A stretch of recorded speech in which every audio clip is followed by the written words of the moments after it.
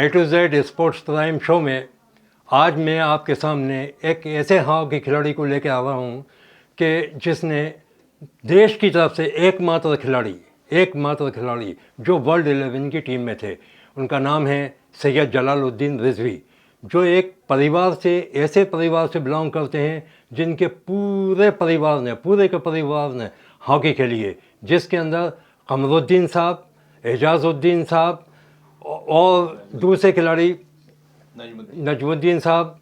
ये एक ऐसे खिलाड़ी हैं कि जिन्होंने भोपाल की हॉकी के लिए बहुत कुछ किया। कमरुद्दीन साहब ने माना बदर के साथ साथ भोपाल वांडर्स की टीम की कप्तानी भी की है। तो जलालुद्दीन साहब, आपका ए टू जेड स्टूडियो में बहुत बहुत स्वागत है। तो मेरा सबसे पहला आपसे सवाल ये है कि आप वर्ल्ड 11 से जो खेले थे, तो आपने कितने मैचेस खेले और क्या खेले, उसका आपका कैसा अनुभव हुआ? मुन्ना भाई, ये जो ऑल स्टार वर्ल्ड 11 एक किस्म से ऑनर के लिए अनाउंस की जाती है, और हम 82 का एसेंडा वर्ल्ड कप और 83 का न्यूजीलैंड ऑस्ट्रेलिया टूर और एक्स4 नेशन टूर्नामेंट और ओलंपिक की परफॉर्मेंस जो 84 लॉस एंजलिस की थी, उसमें जाने के बाद FIH ने, इंटरनेशनल हॉकी फेडरेशन ने ऑल स्टार वर्ल्ड 11 बनाई। उसमें 84 में मैं उसकी एक किताब भी उन्होंने फिर उसके बाद में शाये की है, और उसमें मुझे ये ऑनर मिला कि इज़्ज़त मिली कि मैं हिंदुस्तान से अकेला उन 11 प्लेयरों में था जो इंटरनेशनल हॉकी फेडरेशन ने टीम बनाई थी। उसके मैचेस कुछ होना थे, बहरहाल वो मैच किसी वजह से नहीं हो पाए, लेकिन वो टीम अनाउंस हुई और वो उन्होंने सबको बाकायदा ऑनर भी किया था। और तो इस तरीक़े का ये दौर था कि ये है। लेकिन मैं जिस तरीक़े से वो जो मुझे खुशी मिली कि मैं उन प्लेयरों में हूँ, जो कि एक से एक बड़े खिलाड़ी थे उस ज़माने में, लेकिन मुझे ये ऑनर मिला कि मैं भारत से अकेला उस टीम में था। मैं एक आपसे, जो आपने लॉस एंजलिस का ओलंपिक खेला, उसका थोड़ा सा बताना चाहूँगा अपने श्रोताओं को। जी हाँ। ये देखिए, लॉस एंजलिस ओलंपिक, उससे पहले हम लोग मास्को ओलंपिक 80 का खेले थे। 80 में हम लोग गोल्ड जीते थे, जैसे आप सबको मालूम है। तो उसके बाद में जब जो अमेरिका में ओलंपिक होना था लॉस एंजलिस में, तो वहाँ से टाइम्स मैगज़ीन के लोग इंडिया आए और हिंदुस्तान का टीम बन रही थी, क्योंकि हम लोग गोल्ड मेडलिस्ट थे पिछले ओलंपिक के। और तो उन्होंने ताजमहल के सामने हमारी पूरी टीम का फ़ोटो खींचा और टाइम मैगज़ीन में वो छपा। ऐसे हाई जंप पर चाइना का कोई जीता था, तो उसका ऐसा उन्होंने फ़ोटो खींचा जैसे वो चाइना वॉल को क्रॉस कर रहा है। तो इस तरीक़े का वो टाइम मैगज़ीन पूरा आया था। और उसमें और फिर हम लोग लॉस एंजलिस ओलंपिक खेले। ओलंपिक में ये हुआ कि हमारी टीम ने शुरू में 2 मैच हमको बड़े आसान से मिल गए थे। आसान से सेंस में कि थोड़े से बहुत टफ नहीं थे यूरोपियन टीम से, तो हम 2 मैच वो जीते। 3rd मैच हमारा ऑस्ट्रेलिया से हुआ। ऑस्ट्रेलिया से हम 2-1 से लूज़ कर गए। और फिर हम हमको जर्मनी और इंडिया को, उन दोनों में से किसी को क्वालिफाई होना था। तो हमें जर्मनी को जस्ट जीतना था 1 गोल से, लेकिन ना जर्मनी हमारे ऊपर गोल कर पाई, ना हम लोग जर्मनी पे कर पाए, और हम लोग गोललेस ड्रा खेले। और उसकी वजह से टाइम उसमें हम गोल एवरेज में, क्योंकि हमारे ऊपर ऑस्ट्रेलिया के 2 गोल हो गए थे, तो वो हमारे लिए माइनस हो गए। उस वजह से जर्मनी यानी क्वालिफाई कर गया, ऑस्ट्रेलिया और जर्मनी हमारे पूल से। तो हम उस ओलंपिक से बाहर हो गए। बहरहाल उसके बाद फिर हमने न्यूजीलैंड और हॉलैंड को हराया, और 5वीं पोजीशन हमारी उस ओलंपिक्स में रही। लेकिन टीम हमारी, क्योंकि उस ज़माने में वो दौर चल रहा था, सिक्योरिटी प्रॉब्लम और ये वो, तो उसकी वजह से ओलंपिक्स में काफ़ी डिस्टर्बेंस तो था। हम लोग खेल रहे थे, तो मुश्किल जा रही थी इंडियन टीम को खेलने का। लेकिन बस बहुत अनलकी, क्योंकि ऐसी बात थी कि हमारी टीम हर लिहाज से 83 के 4 नेशन टूर्नामेंट जीते, अजलान टूर्नामेंट जीते, न्यूजीलैंड ऑस्ट्रेलिया टूर पे पूरे टोटल हमने टेस्ट सीरीज़ जीती। कंटिन्यूशन में बहुत अच्छा परफॉर्म कर रहे थे।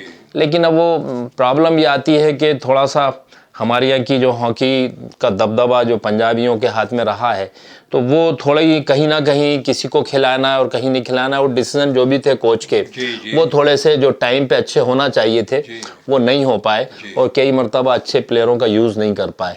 नहीं तो वो मैच हमको, वो टूर्नामेंट हमको इस लेवल पे था कि क्योंकि मैं इंडियन एयरलाइंस से खेलता था, एयरलाइंस की मैं नौकरी छोड़ के स्टेट बैंक में ज्वाइन करके, क्योंकि ये यकीन था कि हम ओलंपिक में गोल्ड या सिल्वर मैक्सिमम, मतलब हमको ये था कि मिनिमम हम अगर आएंगे तो सिल्वर मेडल तक। अब बीच में यूनियन कार्बाइड में भी आप, हाँ, उसमें यूनियन कार्बाइड भी हम लोग आपके साथ खेले हैं। जाहिर है कि आप हम नेहरू हॉकी टूर्नामेंट और सब आपके साथ हम मुझे खेलने का मौका मिला है। तो वो जो हमारा टाइम था उसमें वो जो मतलब ये कॉन्फिडेंस था कि ये हम डिपार्टमेंट छोड़ के जाएं, जो डिपार्टमेंट में रहना है वो ज्वाइन करें, और ओलंपिक में क्योंकि हमको कहीं ना कहीं गोल्ड या सिल्वर के चांसेस, मतलब मिनिमम हम सिल्वर के थे ये, लेकिन अब अनलकी थे हम लोग, या कोच के जो भी डिसीजन थे वो थोड़े से अच्छे नहीं थे, जिसकी वजह से टीम हमारी क्वालिफाई नहीं कर पाई। लेकिन बहुत अफसोस था, पूरी दुनिया को अफसोस था कि इंडियन टीम क्योंकि मुसलसल बहुत अच्छा परफॉर्म कर रही थी। वो तो 1920 से ही कर रही थी अच्छी। जी, मैं आपने तो चट पे भी हॉकी खेली है, घास पे भी हॉकी खेली है, एस्ट्रोटर्फ पे भी खेली है, डेकटॉप पे भी, अब लगभग आपने सारी हॉकी सब कुछ किया। लेकिन उसके साथ साथ एक दर्द भोपाल के अंदर ये है कि यहाँ Ubaidullah gold cup hockey tournament होता था। इसके साथ साथ हमारे मध्य प्रदेश के अंदर कई अच्छे टूर्नामेंट होते थे, वो आज टूर्नामेंट बंद हो गए हैं। हालांकि अभी हाल ही में प्रदेश के खेल मंत्री ने बताया कि उनकी मुख्यमंत्री शिवराज सिंह चौहान से जब बातचीत चल रही थी तो उन्होंने Ubaidullah gold cup hockey tournament का हवाला दिया। तो उसके ऊपर ये मालूम हुआ कि साहब वो आपसी लड़ाई में वो टूर्नामेंट ये A to Z न्यूज़ ने ही ये सवाल सामने किया था। उसके ऊपर खेल मंत्री तबाक से बोली कि कोई नहीं उनमें से, उनका नहीं है, तो उन कुछ लोगों के नाम भी सामने आए, तो उसके अंदर एक आपका भी नाम उसमें शामिल था कि करने धरने वाले तो ये लोग हैं। Ubaidullah gold cup hockey tournament के लिए तत्काल उन्होंने खेल संचालक को ये निर्देश दिया कि इसकी कार्रवाई आज से ही शुरू कर दी जाए। तो मैं आपसे जानना चाहूँगा कि मध्य प्रदेश के अंदर जो और बाकी सिंधिया गोल्ड कप है, गुना के अंदर शास्त्री गोल्ड कप है, होशंगाबाद के Narmada gold cup hockey tournament होता था, जबलपुर में टूर्नामेंट होते थे, इन टूर्नामेंटों को होने से वो अपने यहाँ का जो हॉकी के क्लब है उसके कल्चरल को अपन आगे बढ़ाने के लिए क्या किस तरह से वो कर सकते हैं, इसकी बुनियाद कैसे खड़ी करें आप दोबारा?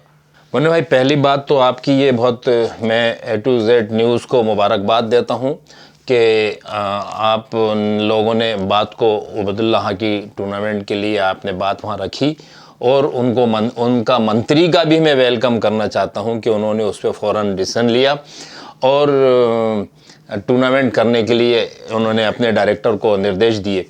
मैं बहुत हॉकी, क्योंकि हॉकी भोपाल का मैं सेक्रेटरी भी हूँ, हॉकी प्लेयर भी हूँ, हॉकी खिलाड़ियों का भी एक नुमाइंदा हूँ मैं, तो मैं यही कहना चाहता हूँ कि मैं भोपाल की आवाम की तरफ से और हॉकी भोपाल के सारे भोपाल के खिलाड़ियों की तरफ से मैं सरकार का बहुत ज़्यादा शुक्रिया अदा करता हूं, मैडम का, कि वो इस टूर्नामेंट के लिए कराना चाहती हैं।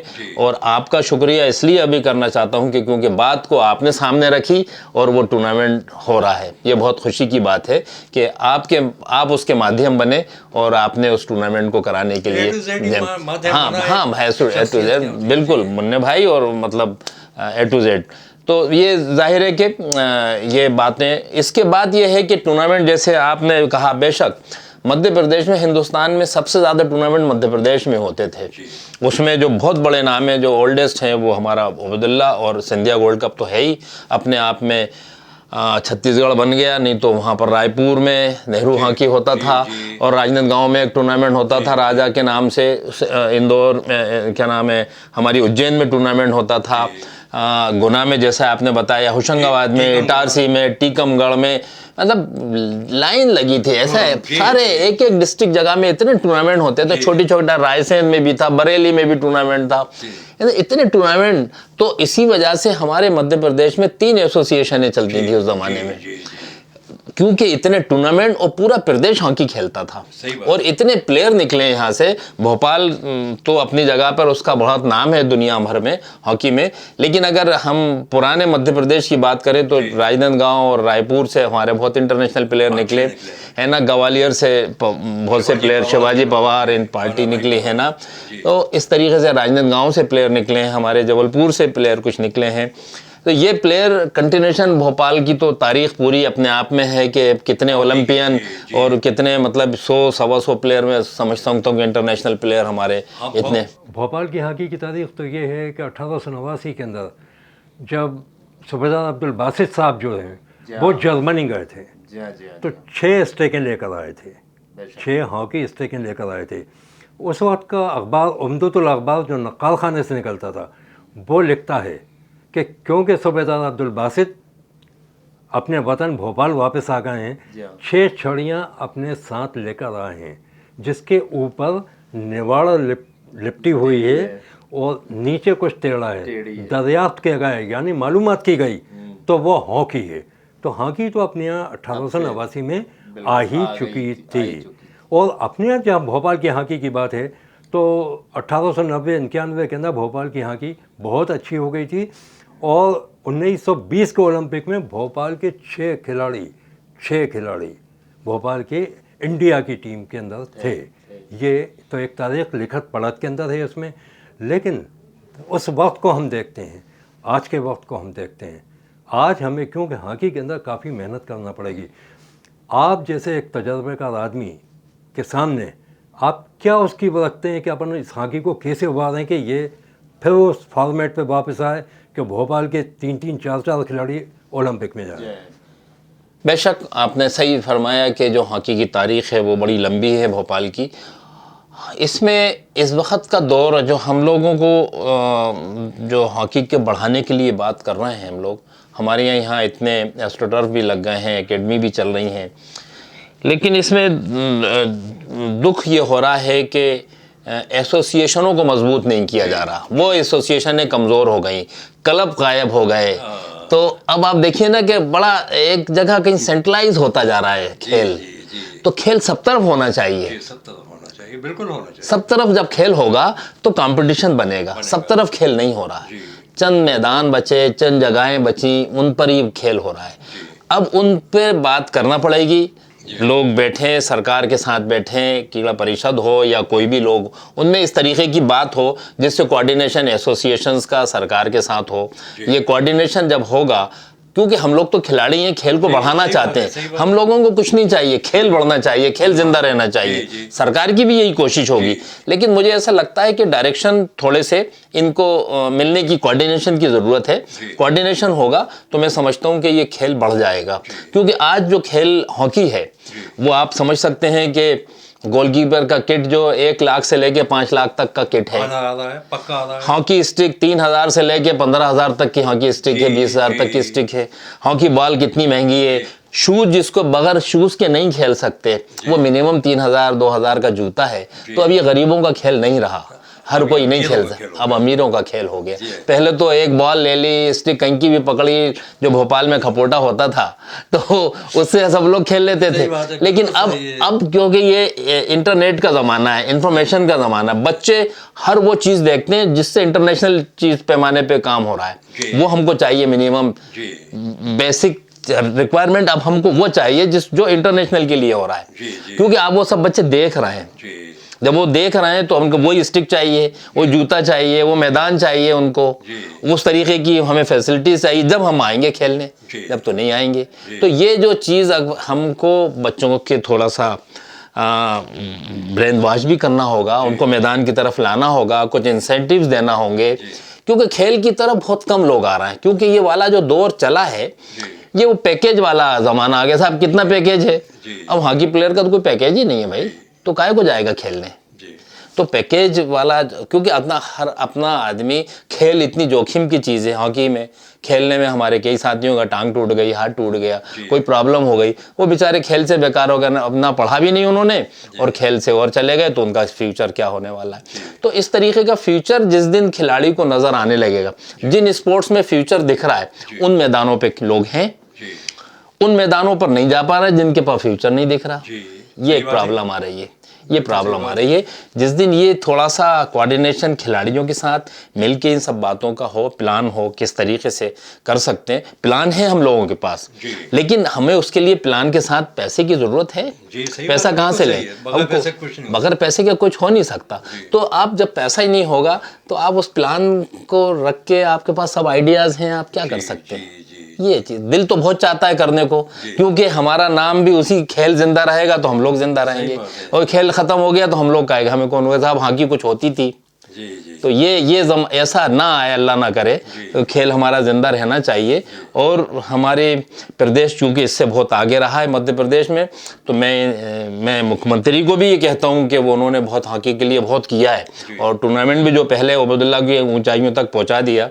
1 करोड़ के इनामात ही कर दिए थे, लगभग 50 लाख का पहला इनाम है। तो अब वो उस टूर्नामेंट को तो कोई और करा ही नहीं सकता, वो तो सरकार ही करा सकती है। ये तो किसी में दम ही नहीं है ना, ये कहाँ से लाएगा पैसा और ये सब चीजें। साहब, खेल मंत्री यशोदा राजे सिंधिया जी ने कही है बात, और साथ साथ उन्होंने ये भी कहा कि महिला हॉकी में भी हमने बहुत कुछ किया, और जो मेंस की जो हॉकी है इसके अंदर हम बहुत कुछ करना चाहते हैं, लेकिन क्या करें, खिलाड़ी तो तैयार हम करते हैं, डिपार्टमेंट हमारे खिलाड़ियों को लेके चले जाते हैं। अब ठीक है, उनके भी रोज़गार का मामला है, ये सब उनका ये दर्द था कि हम तो खिलाड़ी तैयार करते हैं, लेकिन थोड़ा सा उनका दर्द कोचों के लिए भी था कि जो मैं चाहती हूँ जिस तरह से, वो परिणाम, वो नतीजे उनको नहीं मिल पा रहे हैं। तो एक ही खेल नहीं है, सभी नहीं, सब खेलों की इतनी, क्योंकि मैं उनकी बहुत इज्जत करता हूं, जितना उन्होंने कर दिया मध्य प्रदेश के लिए, उनको तो मैं चाहता हूं फॉरएवर कोई भी हुकूमत आए उनको तो स्पोर्ट्स मिनिस्टर बना ही देना चाहिए, क्योंकि वो उस लेवल पे उन्होंने एकेडमी इस तरीके की शानदार बना दी, पूरी इंटरनेशनल लेवल की बना दी हैं सारी चीज़ें। शूटर रेंज, घुड़सवारी की है, और हॉकी के मैदान हैं, और सारी चीज़ें, मतलब कोई चीज़ में वहाँ कमी नहीं है एकेडमीज़ में।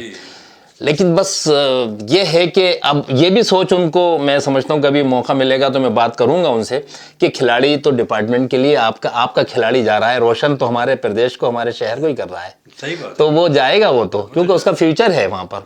तो हमें तो खिलाड़ी और तैयार करना है, और ऐसे बेजेज में तैयार करना है। एक ज़माने में आप याद हो आपको कि अगर कोई नेहरू हॉकी खेलने जा रहे हैं या बॉम्बे का गोल्ड कप खेलने जा रहे हैं, तो भोपाल की एक कोई टीम पहुंच गई, एक टीम एयरलाइंस आ गई, एक कलकत्ता का कोई क्लब आ गया, और 1-2 रेलवे की टीम। ऐसा लगता था कि भोपाल ही दिख रहा है अकेले, कोई एकेडमी नहीं थी ना, कोई किसी को कोई फैसिलिटीज थी।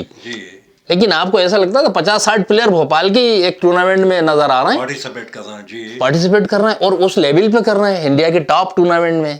तो ये मेरा यही गुजारिश है कि हमें को इसकी फिक्र नहीं करना चाहिए, और यही कहें कि हम तो प्लेयर बनाते रहेंगे, हम खेल को ज़िंदा रखना चाहते हैं, हम खेल को आगे ले जाना चाहते हैं। और जहाँ जहाँ जिस डिपार्टमेंट में हमारे प्रदेश से प्लेयर जा रहे हैं, आज विवेक सागर अगर खेल रहा है तो एकेडमी का बच्चा जाके खेल रहा है, इंडियन टीम में है, तो ये खुशी की बात है, गर्व की बात है हमारे लिए। तो ये मेरा एक चीज़ आपको याद हो दिलाना चाहूँगा, 1975 में कटक के अंदर जब राष्ट्रीय हॉकी टूर्नामेंट हुआ था, तो उस वक्त के अंदर खिलाड़िया साहब थे, जमनलाल शर्मा जी भी थे उसके अंदर, ये सब थे जो टीमों को कोच की हैसियत से, कुछ अंपायरों की। तो उन्होंने कहा यहाँ तो सब जगह भोपाल झलक रहा है भाई, इंडियन एयरलाइंस तो भोपाल की, तो भोपाल में तो भोपाल की, रेलवे में है तो तौफीक शेर, ये लोग सब भोपाल के। कई टीम ऐसी थी जिसके अंदर भोपाल के खिलाड़ी वहाँ पर थे। तो जलाल भाई, मैं आपसे आखिरी सवाल ये करना चाहूँगा कि आपने तो तीनों उसकी हॉकी देखी है, बचपन में आपने हमारे जो सीनियर खिलाड़ी थे जैसे पापा हुए, और भी खिलाड़ी इसके अंदर शामिल हैं इसमें, लाल मोहम्मद साहब थे, अमरजीत साहब थे, ये सब जो कोचेज़ जो यहाँ के हुए हैं। हालांकि पहले कोचों में तो लाल मोहम्मद साहब और हमारे पापा ही NIS कोचों में ये थे। उसके बाद मास्टर अमरजीत आए। हम लोगों ने बाकी सही बात यह है कि उसके साथ साथ गुर्बत की, बड़ी गरीबी की हॉकी खेली है। हालांकि आज खिलाड़ी के पास सब कुछ किट हो गए वो है। पहले का खिलाड़ी ट्रक सूट पहनने में शर्माता था। जलाल मियाँ, आपको भी कई बार देखा गया कि चुपचाप जाके लपेट लिया हुआ, हम लोगों ने भी लपेट लिया। लेकिन आज का खिलाड़ी तो रात के टाइम में भी ट्रक सूट पहन के निकल आता है, क्योंकि उसको सब कुछ मिल रहा है।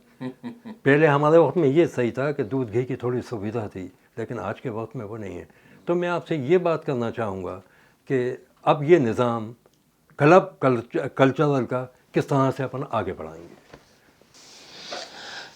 हाँ, ये अब जो एक चीज़ पूरी एकदम से ख़त्म हो चुकी है, हमको फिर कैसे इसमें रोल एसोसिएशंस का होना चाहिए और वो क्लबों को रजिस्टर्ड करें और क्लबों को देखें, ऐसा नहीं हो। और क्लबों कुछ मैदान हमको डेवलप करना पड़ेंगे कि जैसे आपने जो बहुत बुज़ुर्गों के नाम लिए बहुत से हमारे, उसमें एक मास्टर रज़ाक साहब का भी था, क्लब चलता था कि साहब वो बॉल को डाजर्स क्लब, यानी लेदर बॉल होती थी, रोज़ एक बॉल चाहिए होती थी, अगर वो एक फटी नहीं है तो उसके ऊपर पेंट करके लाते थे और वो डालते थे। लेकिन बहुत गरीब आदमी थे, मीटर रीडिंग करते थे, आप सोचिए, लेकिन शौक इतना था।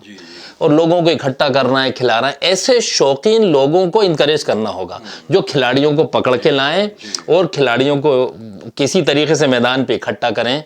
और वो अलग अलग कुछ जगहों पे हमको ऐसे लोगों को इनकरेज करना होगा और उनको कुछ ना कुछ हमको इंसेंटिव्स देना होंगे कि तब वो जाके लोगों को इकट्ठा करेंगे, बच्चों से कहेंगे तुम क्या फालतू घूम रहे हो, मैदान पे आओ, ये हॉकी स्टिक है, ये बॉल रखी और ये मैदान है, तुम थोड़ी देर खेलो यहाँ, वहाँ पर उनको कुछ रिफ्रेशमेंट का छोटा सा इंतजाम हो। बच्चे छोटी छोटी चीज़ों पे आपको आने लगेंगे, बच्चे जिस वक्त आएंगे खेलने। देखिए आज दौर मैं ये ज़रूर कहता हूँ कि गरीब तबके के लोग ही खेल रहे हैं स्पोर्ट्स में, पूरी दुनिया में, पूरी हिंदुस्तान में ख़ास तौर से। क्रिकेट में भी आप टीम में देख लें तो मेहनत वही कर रहे हैं। सही बात है, बिल्कुल। जो गरीब तबका है, जो हमारे लोअर मिडिल क्लास हैं और उससे भी नीचे वाले लोग, वही मेहनत कर रहे हैं। आप देखें क्रिकेट टीम में भी सब वो लोग, तो क्या हो रहा है कि हम उन पे ही फोकस करेंगे तो वो छोटे से छोटे इंसेंटिव्स उनको अगर दिए जाते हैं तो वो मैदान पे आएंगे। इस तरीके से खिलाड़ी हमारे तैयार होने लगेंगे। लेकिन ऐसे लोगों को जिंदा करना पड़ेगा, मास्टर रज़ाक टाइप के लोगों को, कि वो लोग अगर आ जाएंगे तो हम कहते हैं हमारा खेल, हमारे भोपाल की हॉकी फिर कैसे ऊंचाइयां छूने लगेंगी। जलाल भाई, खाली मास्टर रज़ाक नहीं, इसमें तो हमको कमा पापा भी चाहिए। हाँ बेशक, बिल्कुल, हमको लाल मोहम्मद भी चाहिए, बिल्कुल, बहुत हमको अमरजीत राय भी चाहिए। अमरजीत साहब तो बिल्कुल बिल्कुल अमेरिका में जा, बेशक सब जा रहे हैं, दिल दुख रहा है, दिल दुख रहा है ना सबको, सब दिल दुखता है उनका। और मैं तो पूरा 24 घंटे मैं समझ सकता हूँ कि और भी मेरे साथी जो भी सीनियर हैं और जूनियर हैं, अगर हमारे इंटरनेशनल हमने जो कुछ सीखा है हम बिल्कुल बांटना चाहते हैं, बगैर किसी कुछ हमको इंसेंटिव मिले, बगैर किसी उसके कुछ भी नहीं चाहिए। सिर्फ ये है कि खिलाड़ी उसको बताना चाहते हैं जो आगे बढ़े। आपने देखा होगा आपके सीनियर जो भी जिनके नाम ले रहे हैं, ये लोग भी उन्हीं को बताया करते थे जिनमें कुछ झलक दिखती थी, नहीं सबको कोच नहीं करते थे। तो हम तो खैर सबको करना चाहेंगे क्योंकि अब ख़त्म ही हो गए हैं, सब ख़त्म हो गया खेल। लेकिन हम चाहते हैं कि ये हम कोच करें, बच्चों को आगे बढ़ाएं, हमारे प्रदेश का नाम रोशन हो, इसमें बिल्कुल कोई शक शुबा नहीं है। मैं समझता हूँ कि जब मेरी इसमें ज़रूरत पड़ेगी तो मुझे खुशी होगी। मैं इसी के साथ साथ A to Z न्यूज़ के जो श्रोता हैं उनके तरफ से एक सवाल जलालुद्दीन साहब से ये करना चाहूँगा कि आप आने वाले खिलाड़ियों को क्या मैसेज देना चाहेंगे?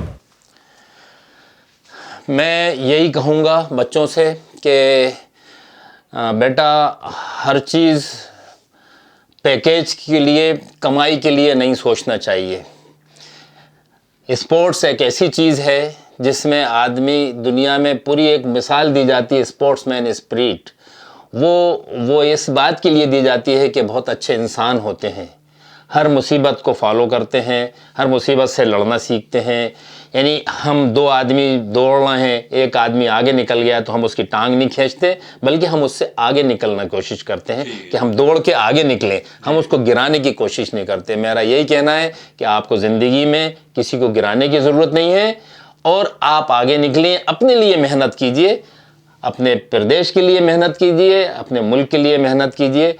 मेहनत का फल ज़रूर मिलता है, ज़रूर उसका फ़ायदा होता है, मैं यही कहूँगा। और अंत में मैं आपको एक बात बताना चाहूँगा कि हमारा जो A to Z न्यूज़ है तो इसके अंदर हम लोगों ने स्पोर्ट्स का एक अलग से वो किया है। हालांकि आप ये देखिए सारे चैनलों से स्पोर्ट्स गायब हो चुका है। हम इस स्पोर्ट्स को हमने शुरुआत तो की है, अब ये पेड़ आगे लगे, इसके लिए हम आपका सहयोग चाहेंगे आगे भी। और आप हमारे स्टूडियो के अंदर आए, आपका आप जैसी हस्ती नहीं बहुत आपके साथ मुझे बहुत बड़ी बात है। आपके साथ मुझे बात करने का मौका मिला। आप मेरे सीनियर प्लेयर हैं, मुझे बात करने का मौका मिला और बहुत खुशी है। मैं फिर के से A to Z चैनल का शुक्रिया अदा करता हूं कि आपने मुझे बुलाया और हॉकी की बात हुई और हॉकी की बात होगी, लोगों तक जाएगी, इसमें ज़रूर फ़ायदा होगा लोगों का। शुक्रिया।